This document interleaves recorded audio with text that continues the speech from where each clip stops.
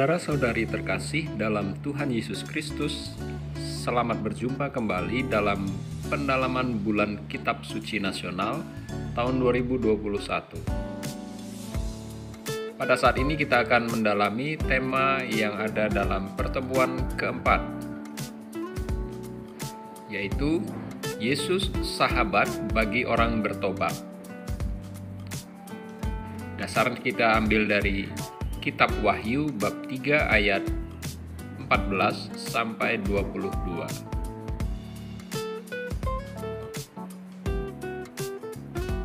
Latar belakang yang menjadi dasar dalam permenungan kita pada pertemuan keempat ini adalah pandemi COVID-19 selain menimbulkan problem kesehatan yang berimbas pada jatuhnya korban jiwa, juga melahirkan beberapa problem lain. Salah satu di antaranya adalah keterbatasan dalam bergerak. Akibatnya, sejumlah aktivitas manusia menjadi lumpuh. Sektor yang paling parah mengalami kelumpuhan adalah sektor ekonomi. Pembatasan berskala besar, atau yang paling buruk adalah penguncian, lockdown, telah berimbas pada ketidakstabilan ekonomi. Perusahaan berskala besar dan menengah banyak yang tutup atau mati suri, sehingga jumlah pengangguran karena terkena PHK semakin meningkat. Selanjutnya, mereka yang masuk kategori miskin pun menjadi bertambah. Orang-orang yang sebelumnya makmur pun sekarang harus berani menerima keadaan hidup yang baru. Intinya, dalam arti tertentu, pandemi telah memiskinkan sebagian besar orang.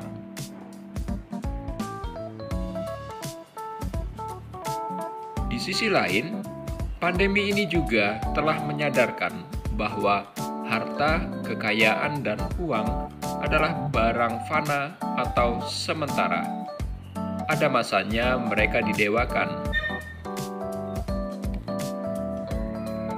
tetapi ada masanya juga mereka tidak terlalu banyak berfungsi apa-apa. Ada yang memiliki uang dan harta yang banyak, tetapi karena pandemi ini, mereka tidak dapat menggunakannya. Sebaliknya, ada pula yang tidak mempunyai uang sama sekali karena tidak mendapat sumber penghasilan baru. Inilah ironi pandemi. Sektor lain yang mengalami dampak negatif dari pembatasan aktivitas karena pandemi adalah aktivitas beribadah. Secara khusus, aktivitas liturgi di gereja tidak dapat berjalan dengan maksimal.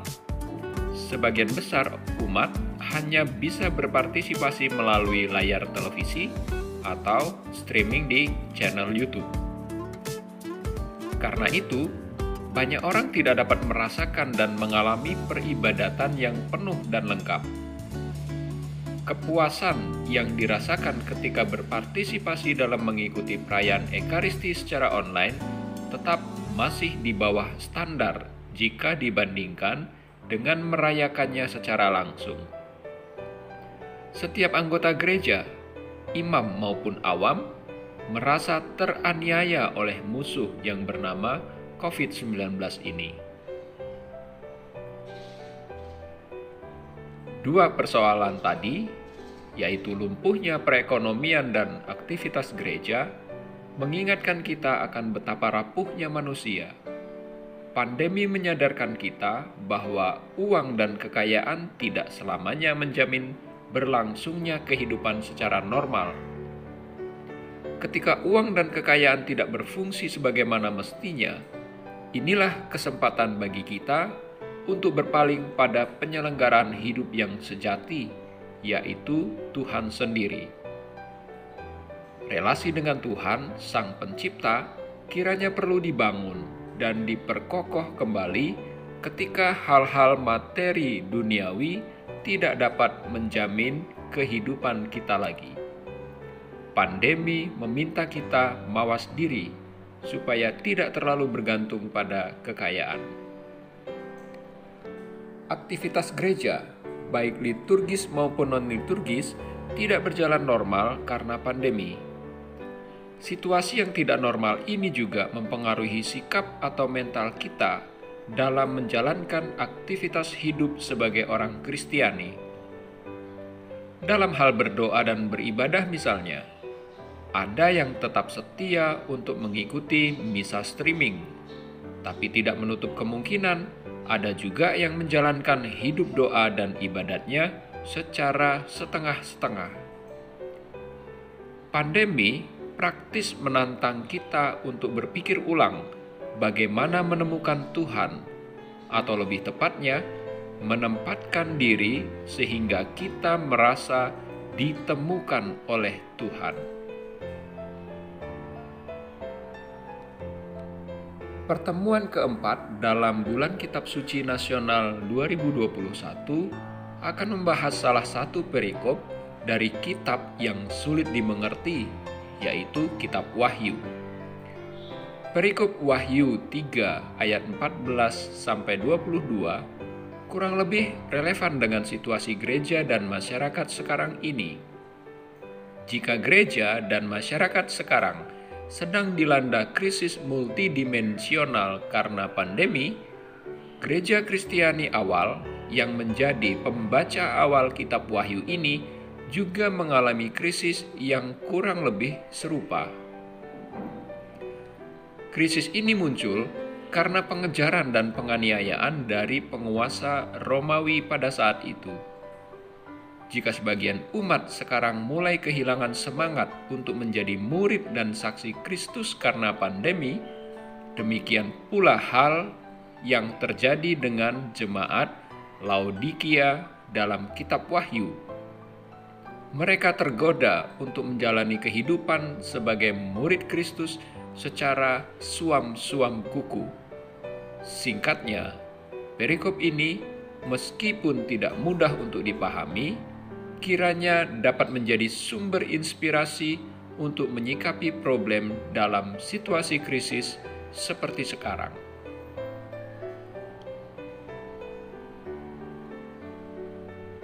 Dalam membaca surat kepada jemaat Laodikia, kita perlu menempatkan diri dalam tujuan umum dituliskannya kitab Wahyu. Yohanes menulis kitab ini untuk memberikan semangat kepada umat beriman agar tetap bertahan menghadapi tuntutan dari penguasa Romawi untuk mempraktikkan penyembahan berhala, yaitu penyembahan terhadap kaisar. Jika tidak menuruti tuntutan itu, mereka akan dikejar-kejar, disiksa, dan bahkan dihukum mati.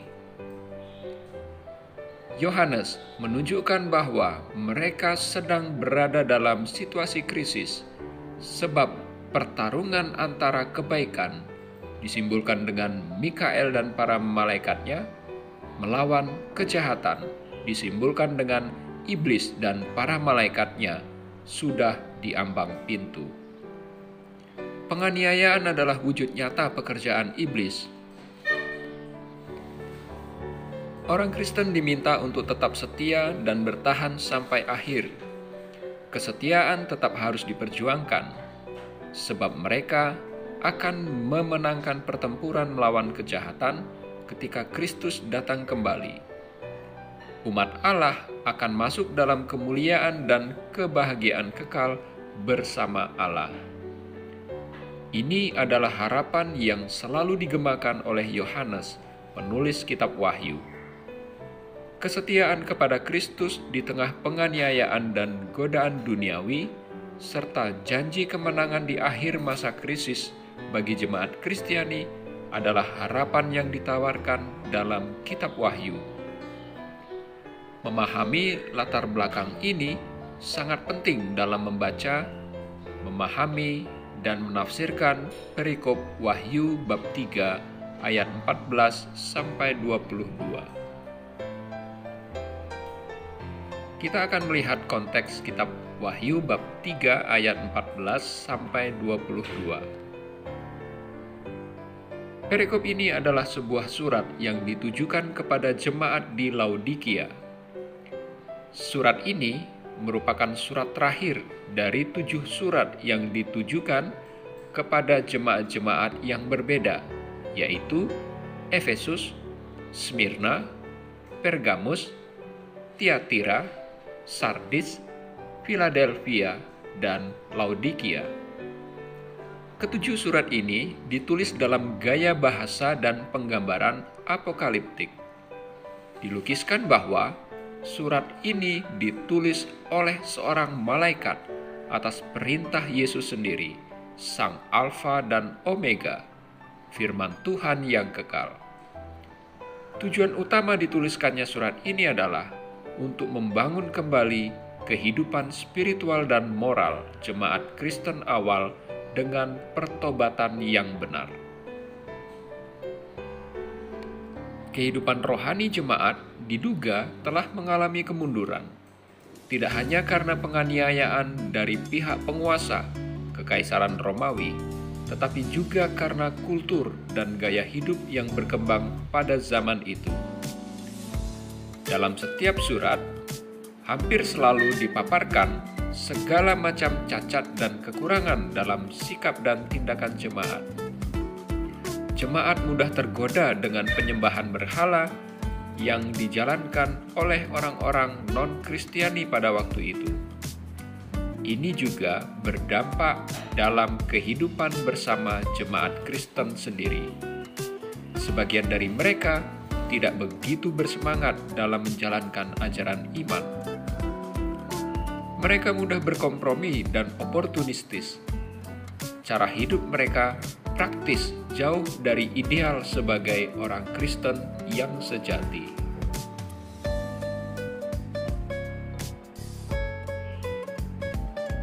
Kendati demikian, Tuhan tetap memberikan jalan supaya jemaat tidak terjerumus semakin dalam di dalam segala macam dosa dan kesalahan yang mereka perbuat. Tuhan tetap membangkitkan harapan bahwa mereka yang tetap setia kepada ajaran Kristus dan cara hidup sebagai orang Kristen akan memperoleh ganjaran di masa yang akan datang. Kesetiaan dan kesadaran untuk bertahan dalam identitas sebagai pengikut Kristus bukanlah sesuatu yang sia-sia. Persekusi di pihak penguasa serta godaan dari iblis dan dunia adalah tantangan yang harus dilewati oleh jemaat Kristiani. Iman akan Kristus yang bangkit akan menjadi senjata yang ampuh untuk mengatasi kedua tantangan tersebut.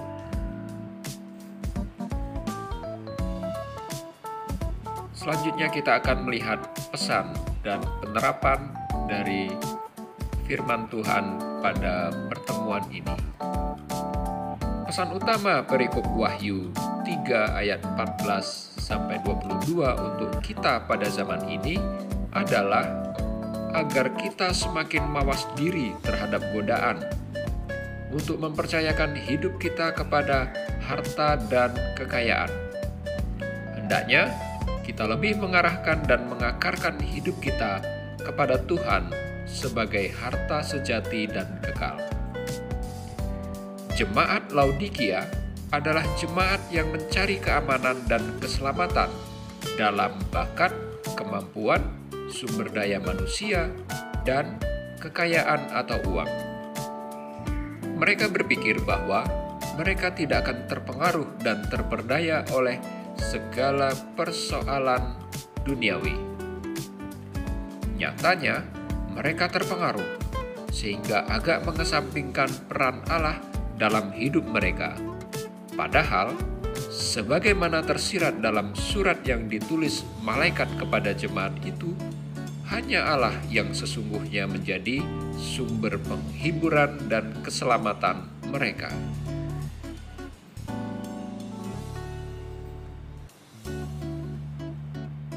Seperti yang dialami oleh jemaat Laodikia, uang, harta, dan kekayaan adalah godaan paling berat bagi gereja maupun masyarakat secara keseluruhan. Semuanya itu membuat orang terjebak dalam mentalitas sudah tercukupi karena harta, sehingga Tuhan bisa saja bukan lagi prioritas dalam hidupnya, orang juga dapat terjatuh dalam mentalitas egoistis dan materialistis. Lebih buruk lagi, keserakahan akan harta dapat melumpuhkan hidup rohaninya. Dalam arti tertentu, pandemi telah menyadarkan kita untuk tidak lagi membanggakan harta dan kekayaan. Apakah pandemi ini merupakan cara ilahi untuk mempertobatkan kita dari kelekatan terhadap materi? Apakah pandemi ini adalah cara alternatif negatif dari Tuhan untuk memaksa orang berpaling kepadanya? Tidak ada jawaban pasti akan hal itu. Namun, sekurang-kurangnya dengan pandemi ini, kita diajar Tuhan untuk menjadi lebih rendah hati dan berserah kepadanya. Pandemi telah menempatkan kembali posisi Tuhan sebagai prioritas utama dalam hidup kita. Hidup rohani yang mungkin selama ini telah dikaburkan oleh harta dan kekayaan kembali memperoleh kesegarannya.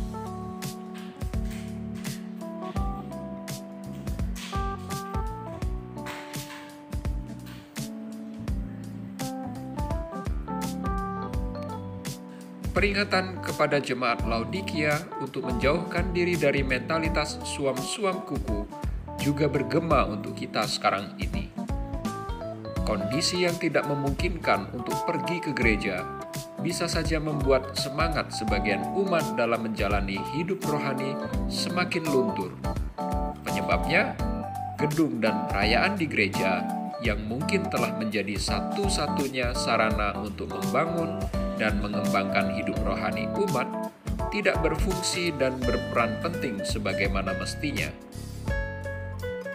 Sekali lagi, fakta ini justru dapat menjadi kesempatan dan tantangan bagaimana kita menciptakan alternatif baru agar identitas kita sebagai murid Kristus tetap terpelihara. Menciptakan suatu alternatif baru dalam beribadah merupakan reaksi positif ketika kita mendengar Tuhan mengetuk pintu hati kita. Alternatif cara beribadah yang baru ini kiranya dapat menjamin kita ke depan agar terus dapat mendengar Tuhan yang selalu mengetuk setiap hari dan mengajak kita bertobat. Berkaitan dengan hal ini, kita dapat belajar dari pengalaman bangsa Israel dan jemaat Kristen perdana di masa lampau.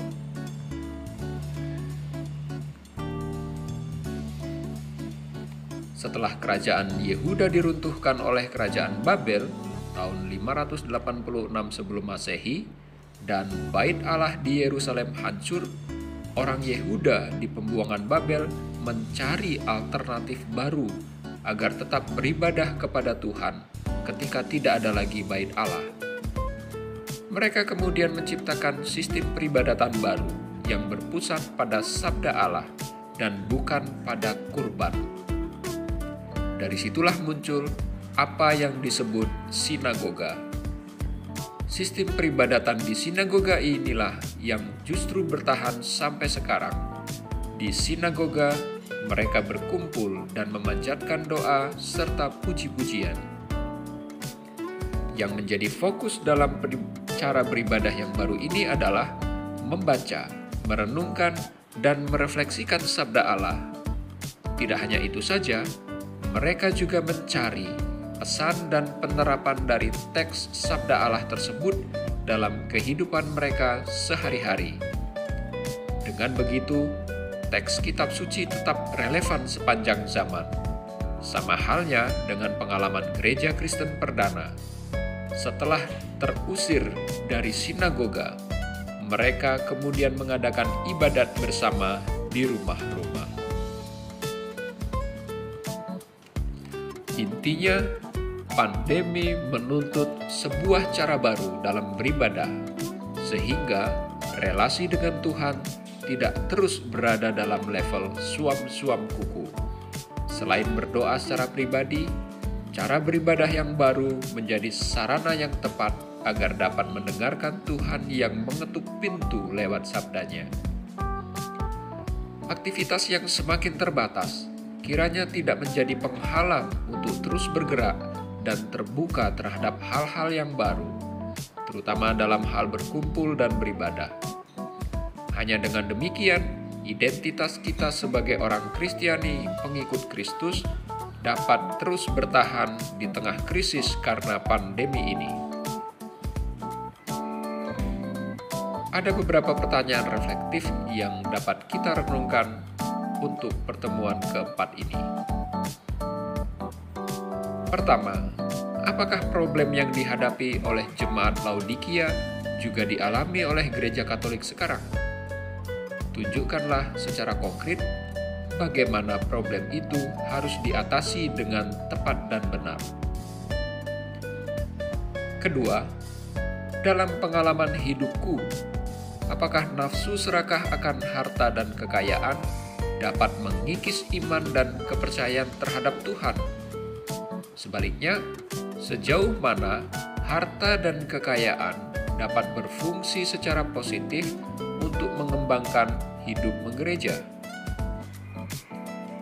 Ketiga, apakah dalam masa krisis karena pandemi COVID ini, saya mengalami kemunduran dalam hidup rohani, sehingga terjangkit virus suam-suam kuku? Bagaimana cara mengatasinya sehingga virus itu tidak semakin menyebar dan melumpuhkan hidup rohaniku? Keempat, apakah masih ada alternatif baru untuk mengembangkan cara beribadah? Apakah perayaan Ekaristi secara online atau streaming sudah dirasa cukup?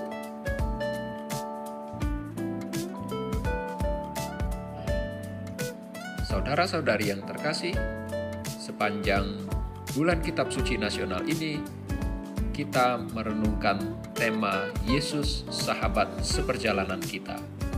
Semoga tema ini dapat menjadi bahan permenungan kita sepanjang hari. Terima kasih atas kebersamaan dalam pendalaman bulan Kitab Suci Nasional 2021. Tuhan memberkati.